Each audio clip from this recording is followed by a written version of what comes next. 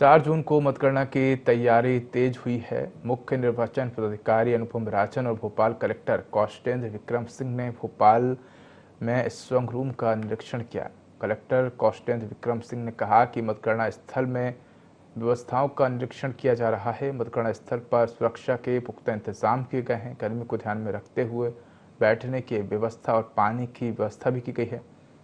इसके अलावा strong room निरीक्षण के बाद मुख्य निर्वाचन पदाधिकारी अनुपम राजन ने व्यवस्थाओं की पुष्टि करते हुए बताया कि काउंटिंग सेंटर्स पर मौसम के मद्देनजर आवश्यक तैयारियां पूरी की गई हैं। सुरक्षा के भी कड़े इंतजाम किए गए हैं।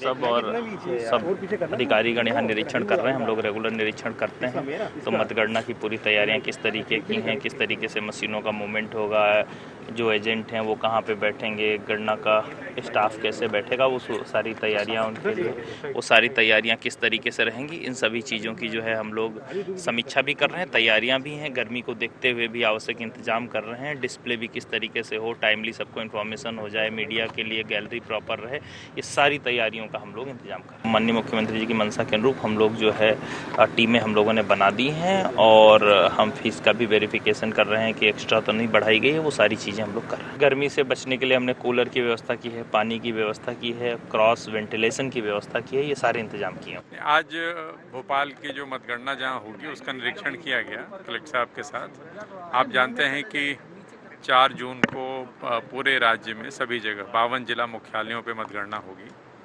मतगणना की सारी तैयारियां कर ली गई हैं। अधिकांश जिलों में जाके हम लोगों ने काउंटिंग सेंटर्स की व्यवस्थाएं देखी हैं। मतगणना 8 बजे सुबह प्रारंभ होगी। सबसे पहले पोस्टल बैलेट की गिनती होगी। पोस्टल बैलेट की गिनती आरओ मुख्यालय पे होगी। जो हमारे रिटर्निंग ऑफिसर्स हैं वो पोस्टल बैलेट की गिनती का काम शुरू करेंगे।